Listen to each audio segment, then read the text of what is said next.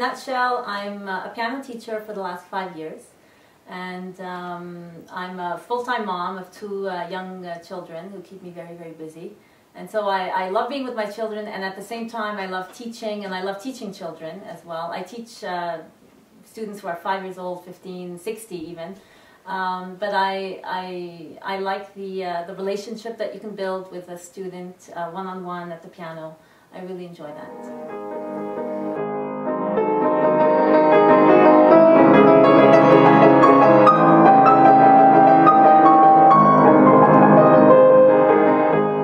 I chose piano.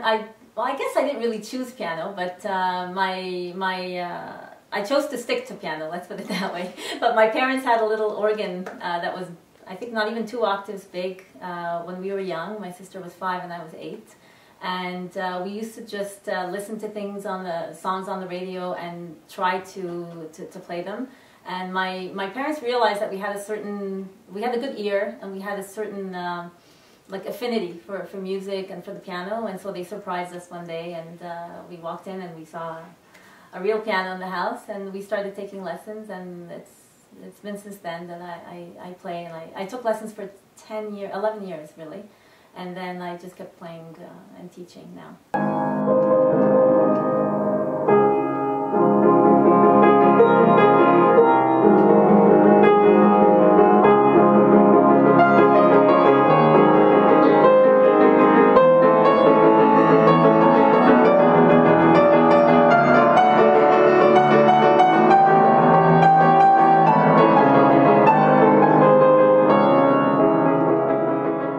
I started taking piano lessons when I was 8 with Louise Saman. I took 1 year with her, and then studied for about 10 years with Jean-Louis Roy.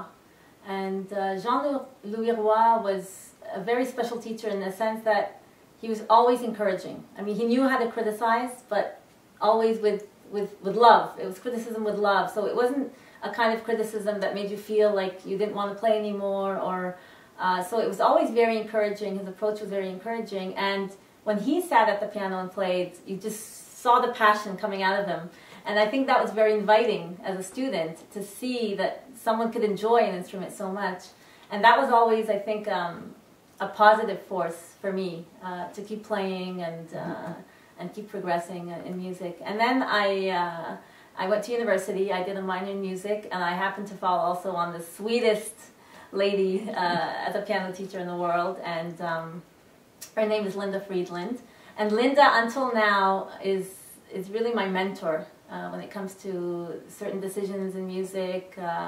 Again, encouragement, you know, so she's really, she's there also as a positive force right now for me.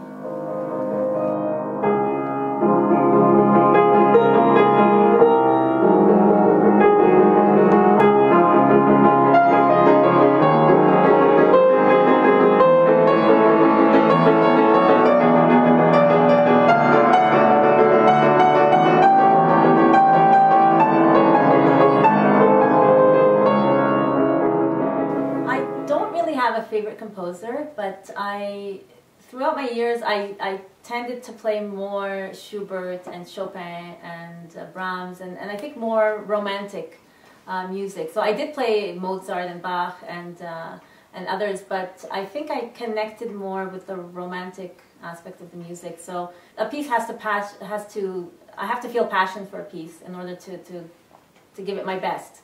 And I think I connected a little bit more with the romantic side of music.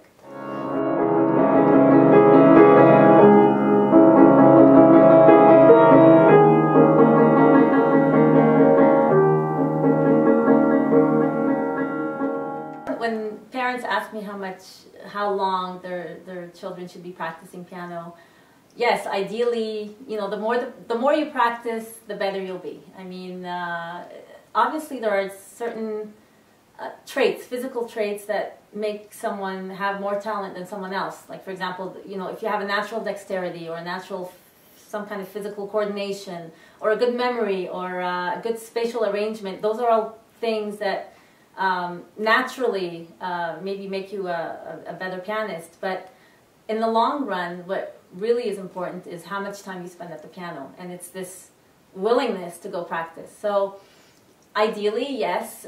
For a child who has school and other activities, I say maybe half an hour a day, but it doesn't happen.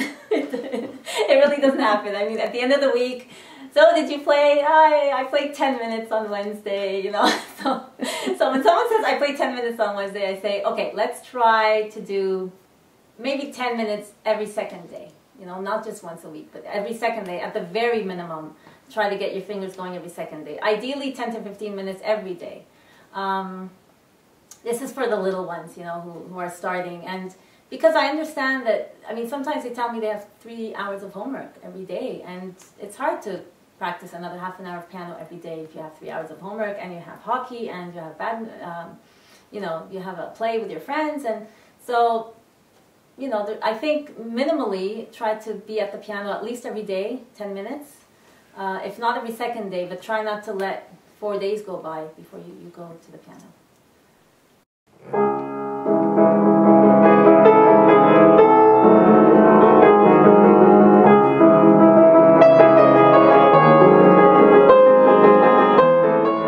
I enjoy a lot of things.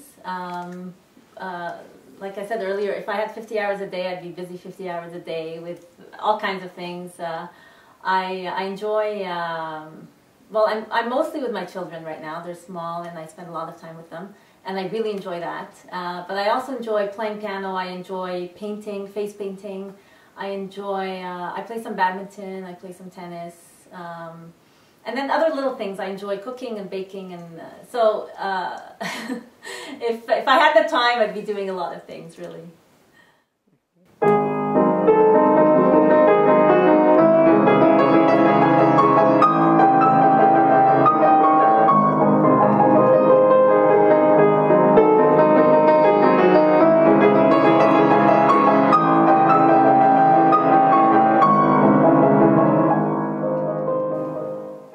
One advice to give to my students, I'd say, if I look at my musical journey, I found there were times when it was a little bit of a roller coaster.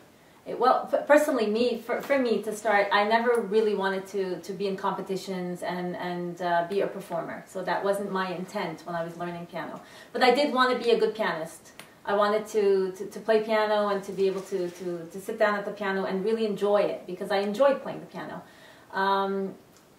But if I have one word of advice to give to someone who is serious from a competitive point of view, or who doesn't want to do competition, even when you hit those, you know, there are some days where I practice 3 hours a day, and some days where maybe a couple of weeks went by in the summer and I wouldn't really touch the piano. But it's always keep that positive approach towards playing. If you're stumbling on something and it's really frustrating you, and you're trying to get through a part of a piece, and it's just not working, sometimes just let it go and come back to it. Like I said, maybe I'd come back to it 2 weeks later and then something would unblock. So don't get discouraged. You know, piano is a hard instrument. It may look easy for someone who's been playing for a long time, but it is a difficult instrument. It takes a lot. It takes a lot up here. It takes a lot in your hands and from your body. And so just always keep a positive approach towards your learning, and always make sure you're enjoying your learning, and it's not just something that you have to do. You know, you really have to enjoy it.